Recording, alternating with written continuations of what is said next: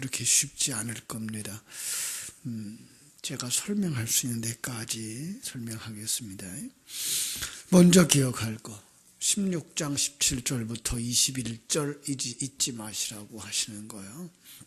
무슨 내용이죠? 16장 17절부터 21절 일곱 번째 대접을 이렇게 쭉 시작하는 서론이라 그랬습니다. 그래서 성령의 역사, 그죠? 성령은 진리의 말씀과 함께 오시죠. 성령은 진리의 말씀과 함께 오셔요. 성령은 기도를 통해서 일어나요. 역사가 일어나요.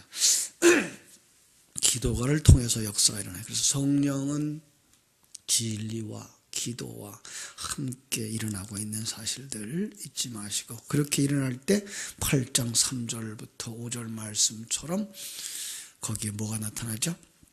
번개와 음성과 우레소리, 큰 지진, 우박 이런 것들이 이제 쏟아지는 그림으로 그려진다. 그래서 그런 것들을 볼 땐 이게 성령의 역사구나 이렇게 보시면 되는 거죠.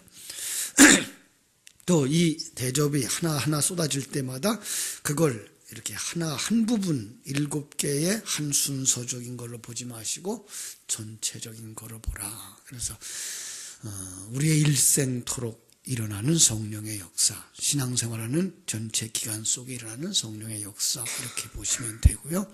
그런데 성령의 역사가 어디에 일어납니까? 성령의 역사는 우리 안에, 그죠? 성도 안에 일어납니다.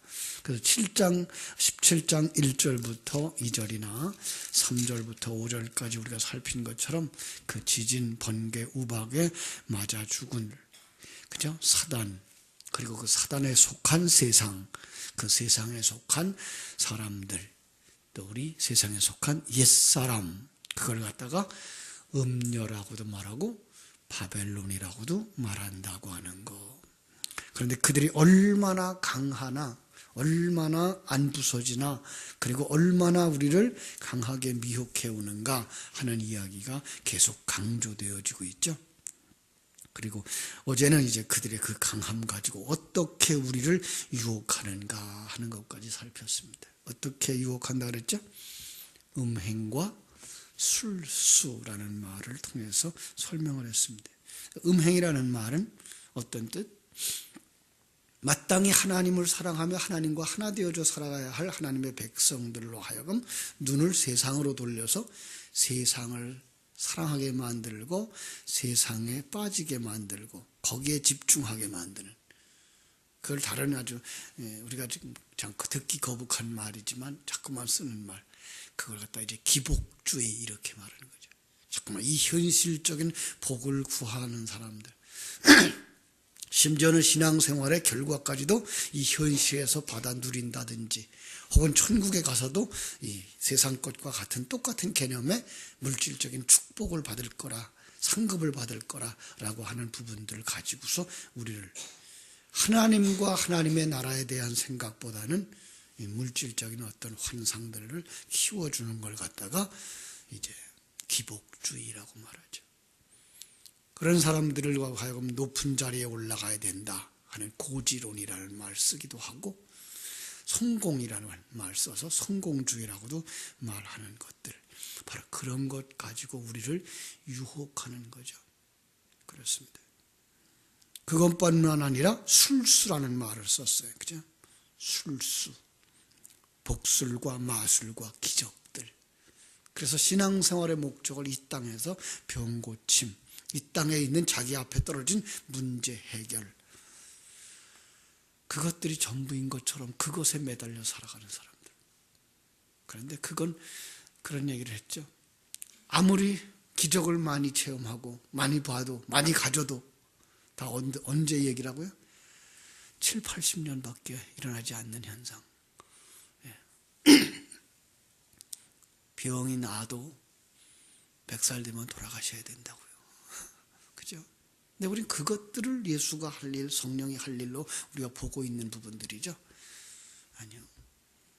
그렇게 하나님이 모든 문제를 다 이 땅에서 다 해결한다면 우리는 죽지 말아야죠. 그리고 아무도 병원에 가지 말아야 되죠. 근데 오늘날 교회가 과거에 우리 한국교회에 들어왔을 때에 선교사들이 어떤 일들을 했습니까? 병원 세우는 일을 했어요. 아니, 그들이 기도해서 병 고칠 수 있었으면 왜 병원이 필요했겠어요? 왜 학교가 필요했겠어요? 그렇죠? 기도해가지고 모든 걸 다 깨달아 안다 그러면 학교가 왜 필요했겠어요? 그런데 그 일을 우리 선교사님들이 앞장서서 했던 것은 교회의 사명 혹은 우리 신앙생활의 전부가 그것을 해결하는 데 있지 아니하고 그것은 이 땅에 살아가는 동안 건강한 삶을 살기 위해서 필요한 부분이고 우리는 그 부분보다 더 중요한 것 예수 그리스도를 통해서 구원의 완성으로 가는 거다라는 얘기를 이제 우리가 기억해야 될 것입니다. 그래서 성령 받은 자는 이제 깨닫게 되는 거죠. 성령 받은 자만 깨달아요. 자기가 성령에 이끌려서 시험을 받고 있다는 사실을, 그리고 자기가 어둠 속에 지금 살았던 자인 것을 깨달아 아는 거죠. 이걸 성령 받은 사람만 알아요. 성령 받은 사람만 이 세상이 돼지우리깔이라는 걸 알고 세상 사람들이 알지 못하는 이 세상이 공허하고 혼돈되어지고 흑암이 깊은 곳에 있다는 사실을 깨달아 알게 되는 거죠. 자기가 그 사단의 시험을 늘 당하고 있는 사람인 것도 알게 되는 거죠. 그렇습니다. 그래서 어저께 그런 말씀을 했던 거죠. 성령의 이끌림을 받아서 광야로 가서 이런 말 시작해가지고 그 짐승 탄 여자가 그들을 유혹한다. 근데 그 여자가 뭘 가지고 유혹을 한다? 4절. 4절 다시 한번 볼까요? 그 여자가 자줏빛과 붉은빛 옷을 입고 금과 보석과 진주로 꾸미고 손에 금잔을 가졌는데 가증한 물건과 그의 음행의 더러운 것들이 가득하더라. 그런데 그 앞에 보니까 자줏빛, 붉은빛, 이거 아주 고급스러운 그런 옷들, 그가 가지고 있는 것도 금과 보석과 진주, 이런 것들을 가지고 뭐 한다? 유혹하더라. 그죠? 금잔에 담겨진 것, 성령의 역사죠. 성령의 역사고 기도의 응답인데 그걸 어디를 뭘 가지고 있어요? 거기에 사실은 가증한 물건들, 그 음행에 더러운 것들. 6절에 오늘 말씀 우리가 보았는데 그들이 어때요? 성도들의 피와 예수 증인의 피에 취해 있어요. 자, 그랬더니 이 성경을 기록하고 있는 요한이 그 여자를 보고 기히 여기고 크게 기히 여기더라. 요즘 성경은 놀랍게 여겼다라는 말을 썼어요. 그죠? 기히 여기더라. 그 취하였다, 취하도록 마시다라는 말이 이제 메테오라는 말인데 피를 흘렸다는 말이고 살인했다는 말이에요. 그게 취했다라는 말로 이제 번역이 되어져 있는 거죠. 자, 그들에게는 뭐가 없어요? 그들에게는 피가 없어요. 생명이 없어요. 이런 부분이에요. 잘 보세요. 자, 그들이 지금 어떻다고요? 그들이, 여자가 성도들의 피와 예수의 증인들의 피에 취해요. 그들은 생명이 없어요. 그죠? 생명의 피가 있는 사람들은 누구죠? 성도들이에요. 성도들만 생명을 가졌고 피를 가진 자예요. 그래서 복음서에서는 어떤 여인이 부정한 여인이에요? 피 흘리는 여인들. 그래서 혈루증 여인, 바로 그런 문제예요. 피 흘리는 여자들. 그들은 피를 가지고 있지 못해요. 그들은 생명이 없는 자들이에요. 불신자들은 바로 그런 거예요. 아니, 하나님이 그들에게 생명을 안 주신 게 아니라 그들은 그걸 지키지 못하는 자들이에요. 들었어도 가지지 못하는 자들. 오히려 그들은 그것 때문에 더 악해지고 더 강폭해져 가는 거예요. 여러분, 그 출애굽할 때 그 상황을 생각해 보세요. 출애굽할 때 이스라엘 백성들에게도 하나님의 약속의 말씀이 주어지고 바로에게도 똑같이 하나님의 말씀 메시지가 전달되어져요. 그런데 하나님의 백성들은 이제 떠날 준비를 하지만 바로는 더 어떻게 했다? 더 강팍해졌다. 이런 부분이에요.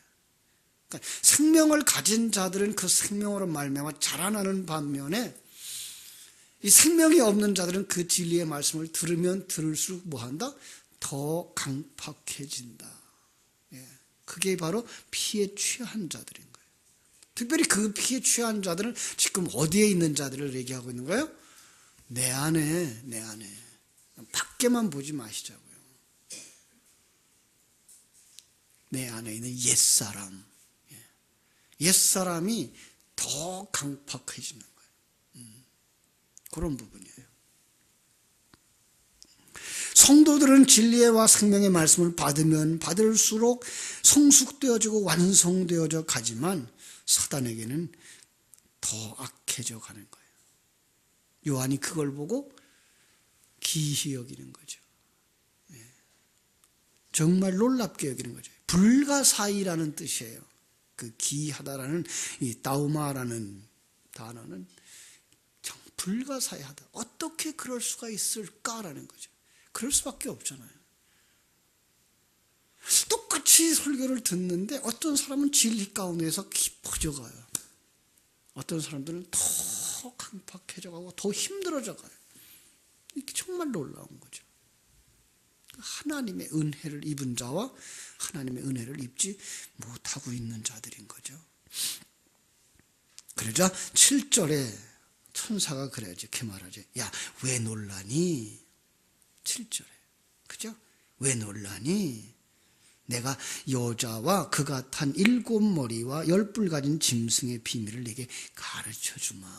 그죠? 내가 가르쳐주마. 그러면서 이제 8절부터 설명이 나오는 거예요. 8절. 네가 본 짐승은 전에 있었다가 지금은 없으나 장차 무적행으로부터 올라와 멸망으로 들어갈 자들이다. 그런데 지금 그들이 땅에 사는 자들로서 창세 이후에 그 이름이 생명冊에 기록되지 못한 자들이 이전에 있었다가 지금은 없으나 장차 나올 짐승을 보고 놀랍게 여기리라. 지혜 있는 자의 뜻이 여기 있으니 그 7머리는 여자가 앉은 7산이다.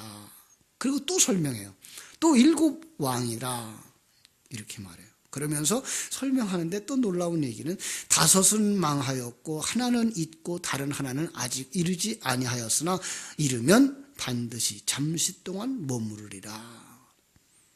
수수께끼 같죠. 그죠? 참 수수께끼 같은 얘기예요. 잘 생각해 보세요. 자, 내가 본 짐승. 그 짐승은 어떤 거예요? 지금은 없어요. 장차 무적행으로 올라와서 멸망으로 들어갈 자예요. 그런데 지금 10절로 가지고 설명하니까 뭐예요? 지금은 없다는 말은 뭐예요? 5은 망하였고예요. 5은 망하였고. 그리고 지금은 뭐예요? 하나는 있어요. 그리고 하나는 7개죠. 7이죠. 그러니까 다른 하나는 아직 이르지 아니했다라고 말하고 있어요. 자, 10뿔 가진 짐승. 우리가 그냥 10뿔 가지면 그 10뿔이 뭘까라고 숫자로 세우면서 하나 둘 셋 하지 말고 열이라고 하는 숫자와 뿔이라고 하는 숫자를 생각하시면 되죠. 열이라고 하는 건 이 세상의 완전수예요. 이 세상이에요. 그리고 7이라는 수는 하늘나라의 완전수고, 뿔이라고 하는 건 아주 세력, 그다음 능력, 힘 이렇게 보시면 돼요. 그러니까 세상의 모든 힘 다 집결되어진 상태. 이거 가지고선 10뿔 그러면 돼요. 그죠? 세상의 머리이며 그 능력이 열이다. 세상의 전부를 가진 자 같다. 그 다음에 7머리 뭐예요? 세상의 모든 머리. 세상 세력을 다 가진 자. 다른 말로 말하면 공중 권세 잡은 자, 그죠? 세상의 임금 이런 쪽이에요. 그게 누구라고요? 사단이라고요, 그죠? 이제 길게 설명을 해요. 7절에서 9절에서 7머리 역시 마찬가지예요, 그죠?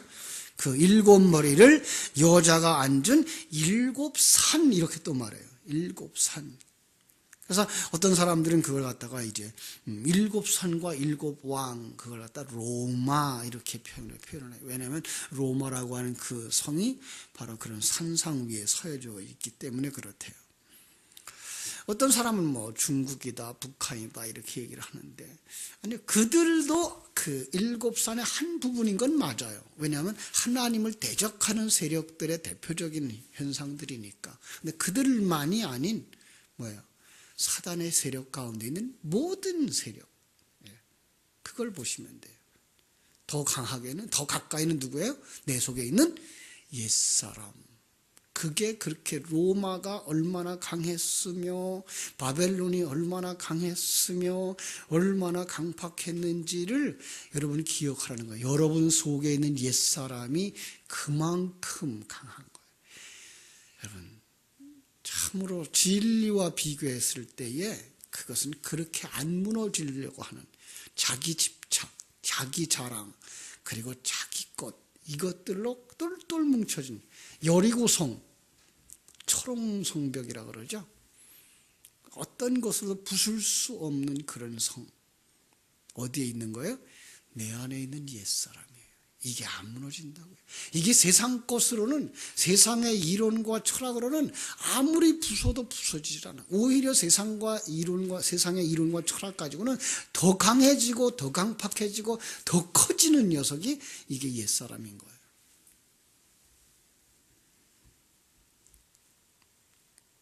이사야서 41장 14절로 15절을 한번 볼까요?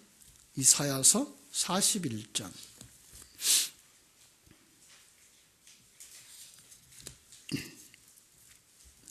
14절 15절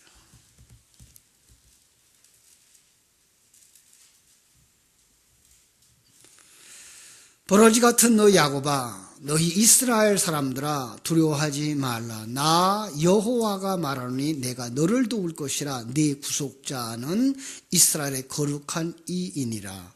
보라, 내가 너를 이가 날카로운 새 타작기로 삼으리니 네가 산들을 쳐서 부스러기를 만들 것이며 작은 산들을 겨같이 만들 것이라. 여기에 그 하나님을 대적하는 자를 갖다가 뭐라 그래요?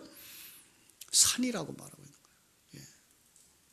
그러니까 일곱 산, 일곱 왕 이것도 역시 뭐예요? 하나님을 대적하는 자들. 그런데 어떻게 하겠다고요? 하나님의 백성 너희들을 통하여서 진리와 생명의 말씀을 먹은 자들에게 뭐 하겠다고요? 그들을 부숴버리겠다고요. 누가? 하나님이. 그죠? 그래서 15절 이렇게 말씀하신 거예요.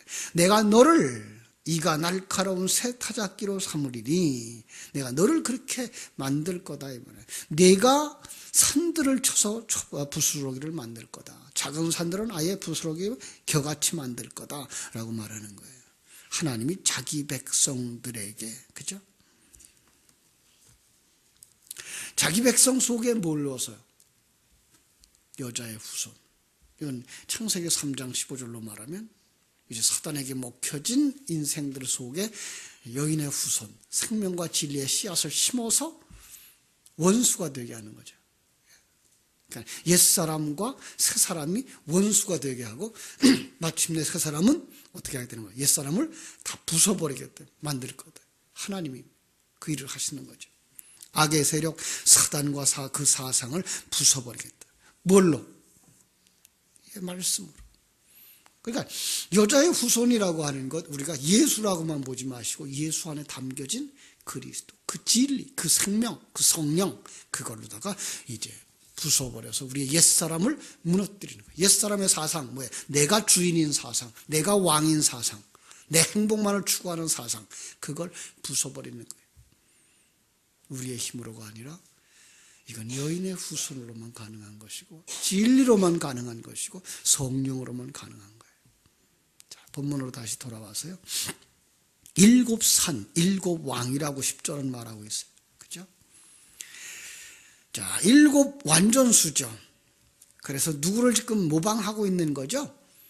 네, 하나님을 그대로 모방하고 나오는 거예요. 그러니까 우리 속에서 옛사람과 새사람이 있는데 이 새사람은 이제 하나님과 하나 되어진 사상, 옛사람은 사단과, 그런데 그게 우리로 하여금 속아 넘어갈 만큼 우리를 유혹하고 들어오는 거예요. 천사를 가장하고 들어오고 능력을 가장하고 들어오는 거예요. 이게 지금 이 일곱 왕으로 나타나는 거예요. 그런데 그의 실상을 밝혀주는데 뭐예요? 다섯은 망하였고. 그래서 다섯은 망하였고. 언제 망했을까요? 예수 십자가의 죽으심으로 말미암아서. 예수 십자가의 죽으심과 부활하심으로 말미암아서 망한 거죠. 그러죠. 그러니까 언제 망했느냐, 언제 그들이 죽었느냐 할 때 예수 십자가의 복음이 생각나면 그건 여러분 대단히 많이 발전하신 거예요. 5라는 숫자 뭘까요? 율법이에요. 그래서 율법은 진리가 드러나면 뭐 하는 거예요? 무너지는 거예요. 병아리가 태어나면 달걀 껍질은 부서지는 거예요. 네. 더 이상 달걀의 존재가 아니에요. 그러니까 달걀은 뭐가 태어나기 위하여 존재하는 거예요? 병아리가 태어나기 위해 존재하는 것처럼 율법은 진리를 깨달아 알게 하기 위해 존재하는 거예요. 진리가 깨달아 알아지면 그 율법은 폐해지는 거죠. 그렇다고 해서 그 그릇이 이 땅에서는 전혀 폐하여지지 않아요. 우리는 이 땅에서는 폐하여지면 우리는 곧바로 영의 세계로 들어가요. 이 세상은 율법은 언제든지 존재해요. 근데 그 율법을 그냥 성경이 말하고 있는 이거 저거라고 하는 숫자로 보지 마시고 그것도 그릇으로 보시면 돼요. 그 그릇은 이 세상에 보이는 그릇은 법조항으로 남겨준 그 그릇은 그 안에 있는 진리를 깨달아 알면 그 진리를 예수님이 정리해 주셨죠. 하나님 사랑과 이웃 사랑으로. 그러니까 하나님의 사랑이 뭔지를 알고, 그죠? 하나님의 존재와 그 하나님의 계획과 그 하나님의 일하심과 그게 내 속에서 나와 함께 나를 만들어 가시는 그 확실한 진리로 다가오면 이 세상의 모든 것들은 다 그릇이었던 것을 깨달아 알게 되는 것이죠. 그래서 그 다섯은 망하였다라고 말하는 거예요. 그때까지 예수 그리스도가 나타나기 전에는 율법이 기승을 부르죠. 율법이 넌 죄인이야. 넌 잘못했어. 넌 잘했어. 그런데 진리가 나타나면 더 이상 잘난 자도 없고 못난 자도 없어요. 왜요? 누가 만드는 걸 알아요? 하나님이 만드는 걸 알아요. 그러니까 꽃을 우리가 보면서 아이고 이건 이쁘고 이건 미쁘고가 아니라 이것도 하나님이 만들었고 이것도 하나님이 만들었고 똑같은 거예요. 거기에 맞게 살면 되는 거예요. 남자로 지었으면 남자로 사시면 되는 거예요. 여자로 만들었으면 여자로 사시면 되는 거예요. 이제 그게가 정말 신령한 눈이 열려 진리가 깨달아질 때에만 우리는 그렇게 볼 수 있어요. 그렇게 보는 눈들이 우리에게 있어야 되고 그 눈이 있을 때에만 우리 자녀들도 그렇게 봐줄 수가 있어요. 그렇게 훈련받은 그 애들이 건강한 삶을 살 수 있고 그들의 다음 세대도 그렇게 보아질 수 있어요. 우리가 생각할 때 지체적으로 좀 떨어지는 지체 장애자들 혹은 그 이제 정신적 장애자들, 여러분 그들이 불쌍해 보이죠. 사실은 그들이 더 행복할 수 있다는 사실을 아십니까? 그들이 하나님 앞에서는 정말 더 복 있는 자들일 수 있다는 사실을 아십니까? 요즘 계속해서 제 눈에는 그런 것이 보여요. 여러분 우리가 지금 이렇게 경제적으로 잘 산다고 생각하고 있고 이 경쟁 속에서 살고 있는 우리 한국 사람들이 행복을 느끼지 못하고 사는 걸 아십니까? 우리보다 훨씬 못 살고 있는 그 사람들이 더 행복을 느끼면서 살고 있다는 거예요. 경제적인 발전과 문화적인 그 발달만이 인간을 행복하게 하는 건 아니에요. 돈을 많이 가졌다고만 해서 높은 자리에 올라갔다고 해서 똑똑하다고만 해서 행복한 것은 아니에요. 정말로 우리가 건강하게 인생들을 키울 수 있다면 그 주어진 환경 속에서 농부로서 농사를 하면서도 거기서 행복을 맛보고 살 수 있어야 되고 문명과 문화가 발달되어지지 아니한 그 사회 속에서 과일을 따다 먹고 살고 한 마리, 두 마리 물고기를 잡아 먹고 사는 그들이 더 행복할 수 있다는 사실을 우리는 알 수 있어야 되는 거예요. 그게 보여줘야 돼요. 그래야 우리가 거기서도 뭘 누리는 거예요? 천국을 누리는 거예요. 예. 그래, 세상의 그 경쟁과 세상적인 그 상황 속에서부터 눈을 돌려서 하나님이 주신 바 이 하나님의 세계, 그것이 진정한 행복이며 그것이 진정으로 하나님이 영광을 드러내는 삶인 것을 깨달아 아는 자리까지 우리가 내려갈 수 있어야 되는 거예요. 그게 없으면 우리는 뭐 한다고요? 똑같이 세상 사람과 경쟁하면서 한 번도 편함을 누려보지 못하고 한 번도 감사하지 못하신다. 여러분이 바로 신령한 눈이 열려서 이게 깨달아지기를 주님의 이름으로 축원합니다.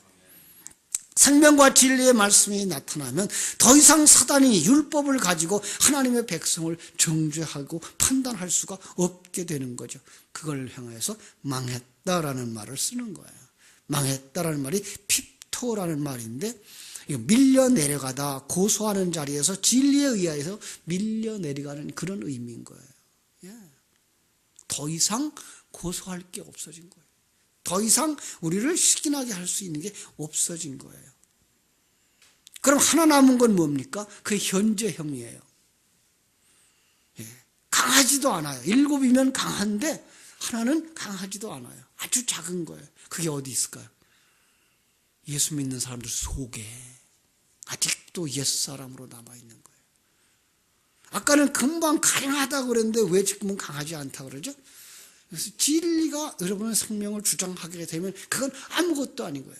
바울 사도의 말로 말하면 사망의 몸인 거죠. 그런 상황이에요. 그래서 그것이 시간과 공간 세계가 존재하는 동안 생명은 없으나 아직 존재하는 옛사람의 상태. 그렇죠?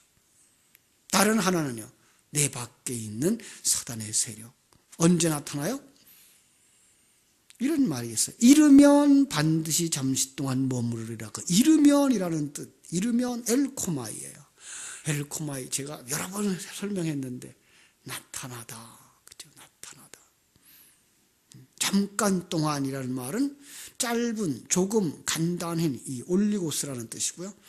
반드시라는 말은 내이라는 말인데 뭐뭐할 필요가 있다라는 거예요. 그리고 머무르다라는 말, 메노라는 말은 계속해서 있다라는 뜻이에요. 거주하다라는 뜻이에요. 그러니까 그걸 한 대로 묶어보면 그 하나는 어떤 기간 동안 나타날 필요가 있는데 아주 작고 약하지만 계속해서 나타날 것이다 라는 거예요. 그게 뭘까요? 사단의 세력이에요. 그러니까 사단이 어느 기간 동안, 일정한 기간 동안, 그도 하나님의 도구이기 때문에 하나님이 정한 그 기간 동안만, 그죠? 우리의 개인으로 보면 우리 성도의 신앙생활을 하는 그 기간 동안만 어떤 자로 나올까요? 우리 한번 요한계시록 20장으로 가서 보겠습니다. 20장 1절부터 보죠. 또 내가 보매 천사가 무적에게는 열쇠와 큰 쇠사슬을 그의 손에 가지고 하늘로부터 내려와서 용을 잡으니 곧 옛뱀이요 마귀요 사단이라. 잡아서 1000년 동안 결박하여 무적에게 던져 넣어 잠그고 그 위에 인봉하여 1000년이 차도록 다시는 만국을 미혹하지 못하게 하였는데 그 후에는 반드시 잠깐 노일이라. 이거예요. 반드시 잠깐 노일이라요. 자, 1000년이라는 말 어떤 기간이라 했죠? 그것도 하나님이 정하신 기간. 하나 둘 셋 넷 세워서 1000이 아니고 하나님이 정하신 그 기간. 그런데 그때 사단이 어떻게 됐다고요? 결박됐다고요. 성도들에게 있어서는 그 사단은 결박된 상태라고 그랬어요. 뭘 잃어버렸어요? 공소권, 고소권을 잊어버린 거예요. 왜? 우리들이 죄를 모두가 다 예수님이 씻어버렸어요. 사단은 계속해서 이 사람 죄인입니다, 이 사람 죄인입니다라고 지적해야 되는데 그 죄를 예수 그리스도의 보혈로 씻어버리니까 이제 지적할 수 있고 고소할 수 있는 죄가 없어진 거예요. 더 이상 우리를 공격하지 못하는 거예요. 그게 결박된 상태예요. 근데 또 잠시 풀려있는 상태가 뭔가 하면 그럼에도 불구하고 하나님의 백성들을 훈련하며 하나님의 백성이 아닌 자들을 잡아가도록 하나님은 사단을 풀어놓으신 거예요. 그게 바로 잠깐이라는 말로 표현되어져 있는 거고, 오늘 우리가 본문으로 본 그 자리에서는 뭐 하라고요? 반드시 잠시 동안 머무르리라 라는 말로 표현되어져 있는 거예요. 참 쉽진 않죠? 그런데 우리가 하나님의 역사를 가지고 들어가서 성경을 보면 이렇게 성경은 간단하게 풀릴 수가 있어요. 전에는 있었다가 지금 없어진 짐승은 8째 왕이니, 이것도 또 이제 그 하나님의 역사를 흉내내고 나오는 그림이에요. 8번째 무슨 뜻이라고요? 새로운 시작. 예수 그리스도의 부활하신 그 모습인 거죠. 그런데 그것이 그리스도가 아닌 것은 어디에 속하였다? 앞에 있는 그 7 속에 속한 자라. 그러니까 그거 어디로 가겠어요? 멸망으로 들어가는 거죠. 여기 사단의 존재예요. 그게 지금 누구를 설명하고 있는 거예요? 앞에 있는 그 7절. 내가 여자와 그 탄 7머리와 10뿔 가진 짐승의 비밀을 보여줄게 하고 설명해 준 거니까, 그것은 지금 사단의 정체들을 설명하는 거예요.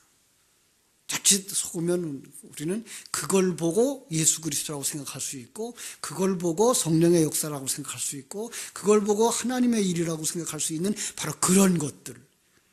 정신을 똑바로 차리고 진리의 말씀을 가져야만 뭘 할 수 있어요? 분별을 할 수 있고, 거기서부터 나와서 하나님이 원하시는 그 생명과 진리의 길로 갈 수가 있는 거죠. 그죠? 그렇습니다. 어떤 면에서 8번째 수, 그것은 바로 부활의 숫자죠. 성도들은 진정한 생명으로 부활되어지지만 저들은 어떤 부활이겠어요? 영원한 지옥 형벌로 나아가는 숫자에 속하는 거죠. 그래서 바로 7에 속한 수예요. 12절. 네가 보던 10뿔은 또 여기 나와. 10뿔. 10왕이니 왕이에요. 자기가 왕이라고 하는 자들. 그런데 그들은 아직 나라를 얻지 못하였어요. 그럼 나라를 못 얻죠. 영원히 못 얻죠. 그죠? 다만 짐승과 더불어 임금처럼 한동안 권세를 받는 거예요. 한동안, 바로 정한 기간 동안 이 세상 속에서. 그죠?